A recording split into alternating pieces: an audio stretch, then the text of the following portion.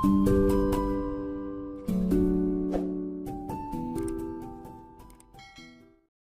Exam सरीगला देखी party केते भीड़ यही ब्लॉक रे मोर एग्जाम पड़ी थिला।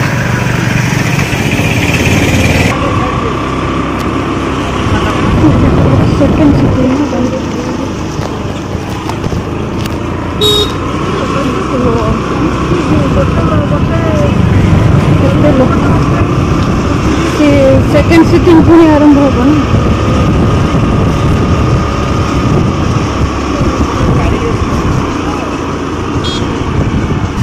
बरुड़ई पहाड़ आम चलू बरुड़ई पहाड़ अभिमुख एग्जाम सरीगला माँ दर्शन भी हम दर्शन करके घर को जीव जामकुई गछ ये कौन क्षीरकुई गछ मैं तो जानी फास्ट टाइम देखुची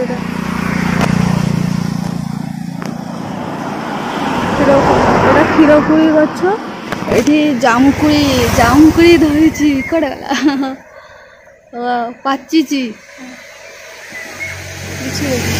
हाँ पाची कानकुई चलो पहाड़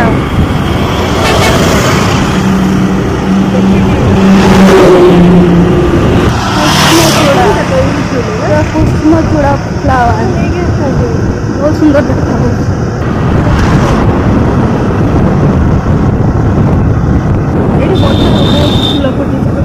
बढ़िया देखा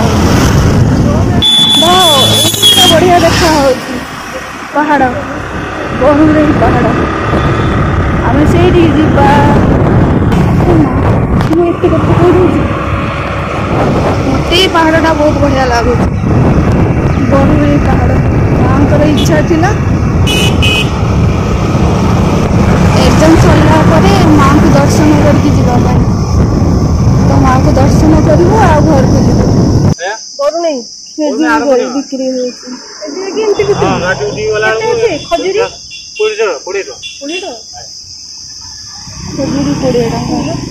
खजुरी नवा बरुणई रे मेला चलती ना ना सब पूजा हुए एमती रज जात्रा मेला चलती ताले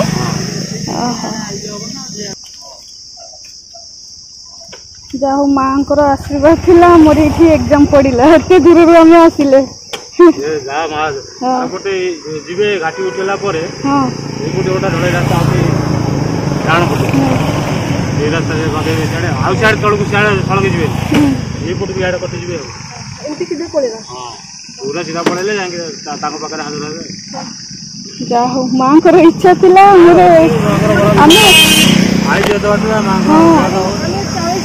आम बहुत दूर आसचे माँ भी इच्छा थिला काली पूजा हुई घरे रास्ता रज जात्रा को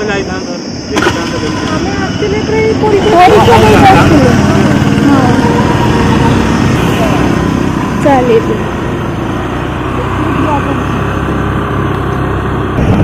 मो संग बकरी खजुरी किणिलु आउ चलिलु माँ पाख ये भी माँ को पीठ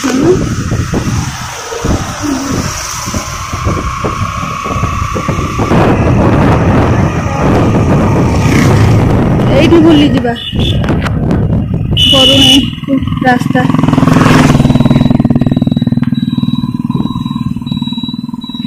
पूरी पीढ़ी के रास्ता बरुणई रास्ता माँ चलू माँ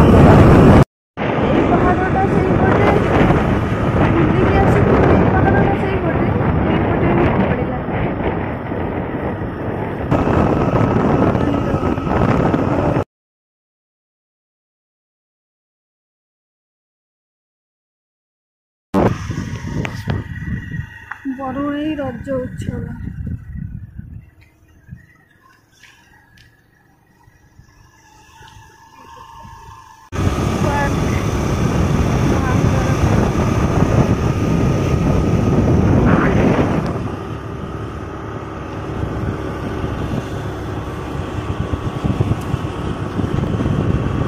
पहुँची गलु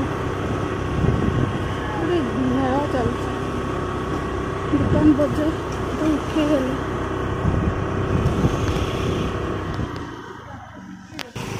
माँ मेला सरी जाइए माँ को पीठ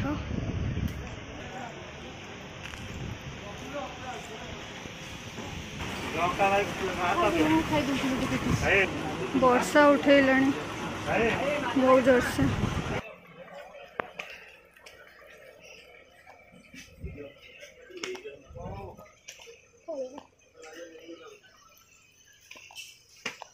मेला थिला बेले बहुत भीड़ थी नुहे ए मेला सरी गला मिठा अचार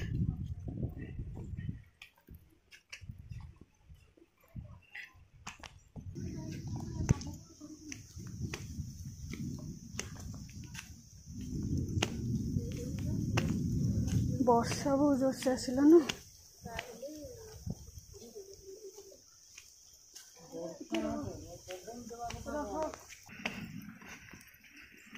आमे फांका टाइम रे आसिलु आ मेला सरीगला सरला पर मोर एग्जाम पर माँ को दर्शन बढ़िया पवन दौचे तले केते देखा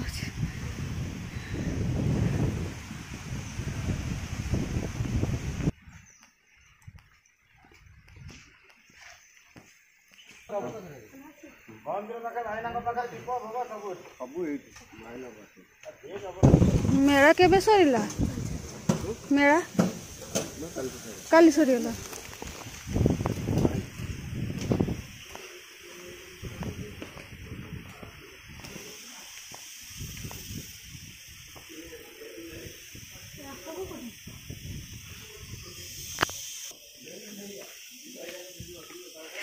मालो की ताती जाऊची पहुँच हुए गरम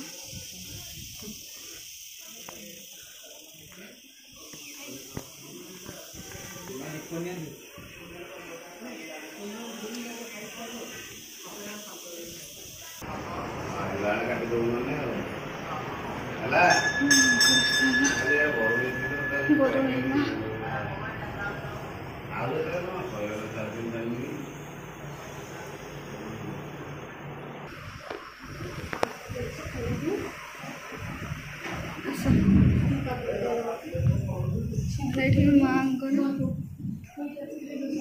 आसलु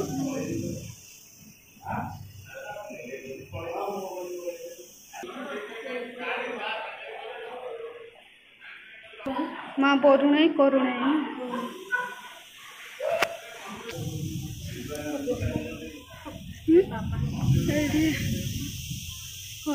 गणपति हनुमान बाबा ये भले बाबा माँ बृंदावती ना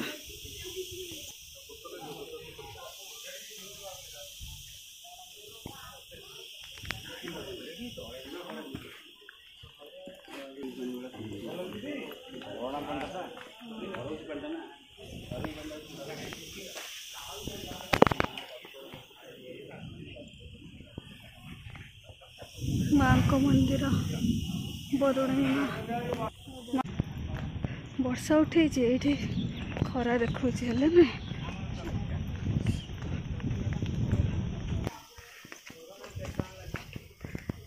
आ कि महाराजा माँ सरी गला पहुँच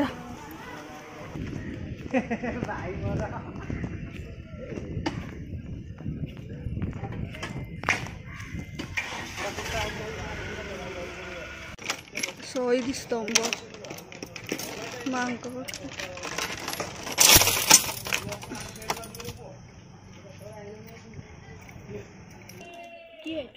कौन है पापा गरम बहुत लगुच माँ माँ माँ हाँ यही कांथरे सब चित्र कराई इंग्रेज टाइम रो जो पाइक विद्रोह होता ये फांसी दिया बक्सी जगबंधु को फांसी दिया इंग्रेज समय सब चित्र कराई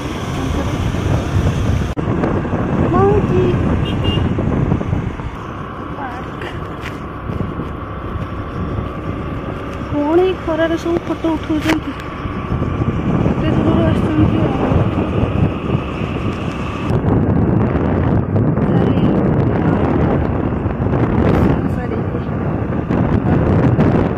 ସୁଇମିଂ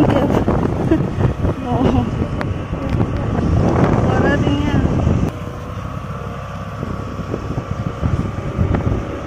ପୁରା ସଜା ହେଇଛି।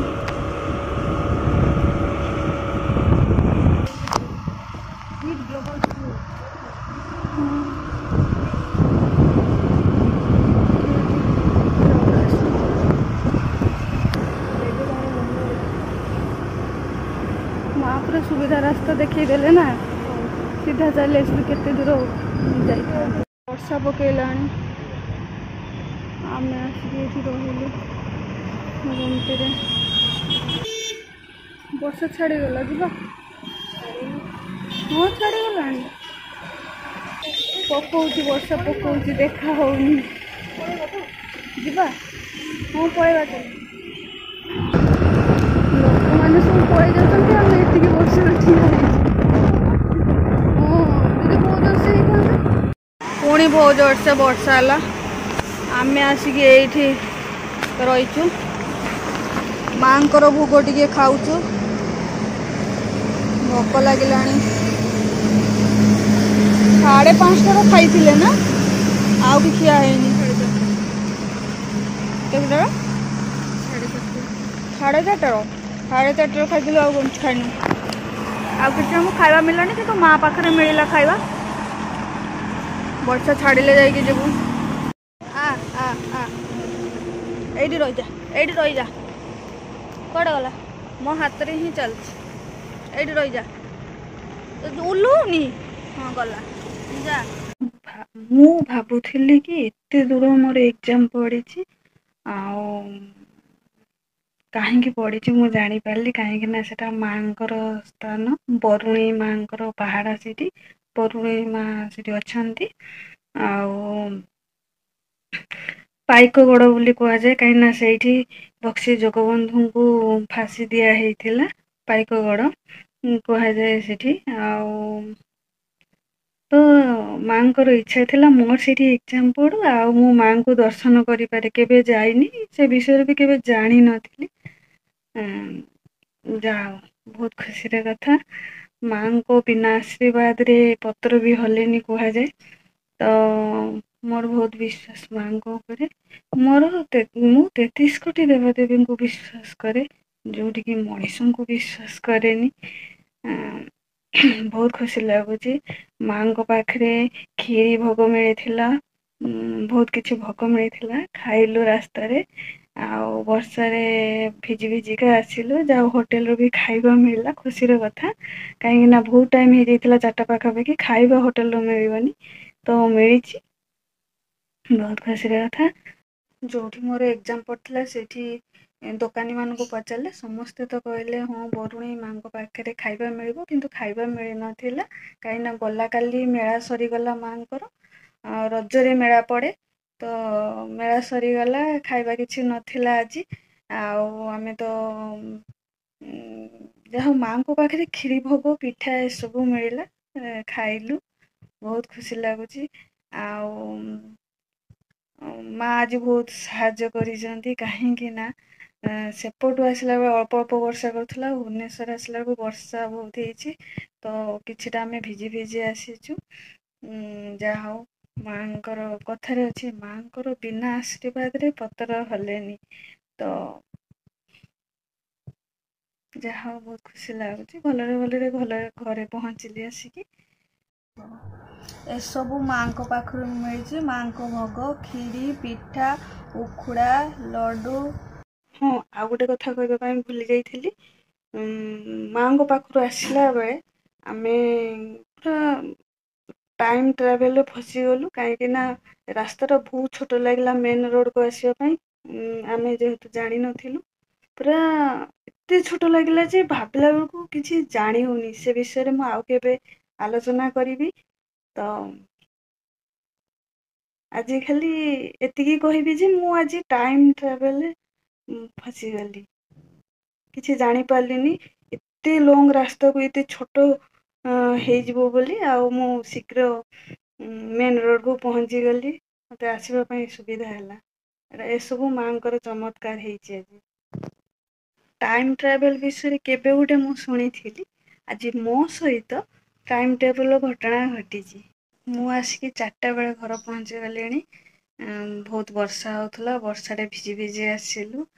ଆଉ ଭାବିଥିଲୁ କି ହୋଟେଲର 4ଟା ହେଇଗଲାଣି, ହୋଟେଲରୁ ଖାଇବା ନଥିବ, କିନ୍ତୁ ଭଗବାନଙ୍କ ଆଶୀର୍ବାଦ ହୋଟେଲର ଖାଇବା ଥିଲା। କାହିଁକିନା ଏପଟେ ଭୁବନେଶ୍ୱରରେ ବହୁତ ବର୍ଷା ହେଇଛି, ଡାଳ ପତ୍ର ପୁରା ରାସ୍ତାରେ ପଡ଼ିଯାଇଛି।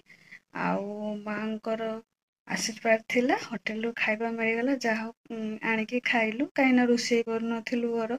ଭାବିଲୁ କି କଣ ଖାଇବୁ କଣ ନାହିଁ, କଣ ମିଳିବ, କିଛି ମିଳିବ ନ ମିଳିବ। ତ ଯାହା ହଉ ମାଙ୍କର ଆଶୀର୍ବାଦରୁ ଆମକୁ ହୋଟେଲରୁ ଖାଇବା ମିଳିଲା। ଆଉ ମାଙ୍କ ପାଖରେ ବରୁଣେଇ ମା, ସେଟା ବରୁଣେଇ ମାଙ୍କର ପୀଠ ସେଠି। ତ ପାଇକ ଗଡ଼ ବୋଲି କୁହାଯାଏ। ବକ୍ସି ଜଗବନ୍ଧୁଙ୍କୁ ସେଠି ବାନ୍ଧିକି ପୁରା ଛାଡ଼ି ଦିଆ ହେଇଥିଲା, ଦିଫାଳ ହେଇଯାଇଥିଲେ। ତ ସେ ବିଷୟରେ ଆଉ କେବେ କହିବି। ଆଉ ପ୍ଲାନିଂ ସେମିତି ନଥିଲା। ମୋର ଏକ୍ଜାମ ଥିଲା ଆଜି, ତ ଏକ୍ଜାମ ସାରିକି ଫାଷ୍ଟ ସିଟିଂ ଥିଲା ମୋର। 12:30ରେ ସରିଗଲା। ଫାଷ୍ଟ ସିଟିଂ ସାରିକି ଆମେ ହଠାତ୍ ପ୍ଲାନିଂ କଲୁ ଆଉ ମାଙ୍କ ପାଖକୁ ଯାହା ଗଲୁ। ମାଙ୍କର ବି ଇଚ୍ଛା ଥିଲା ମୋର ଏଠି ଏକ୍ଜାମ ପଡୁ। ମୁଁ ଭାବୁଥିଲି କି ଏତେ ଦୂର କଣ ପାଇଁ ଏକ୍ଜାମ ପଡୁଛି, ଏତେ ଦୂର ଏକ୍ଜାମ ପଡୁଛି। କି ମାଙ୍କର ଆଶୀର୍ବାଦ ଥିଲା, ସେଠି ଏକ୍ଜାମ ପଡ଼ିଲା ଆଉ ମାଙ୍କୁ ବି ଦର୍ଶନ କରିପାରିଲି। ତ ସନ୍ଧ୍ୟା ହେଇଗଲାଣି। Good evening all friends, bye.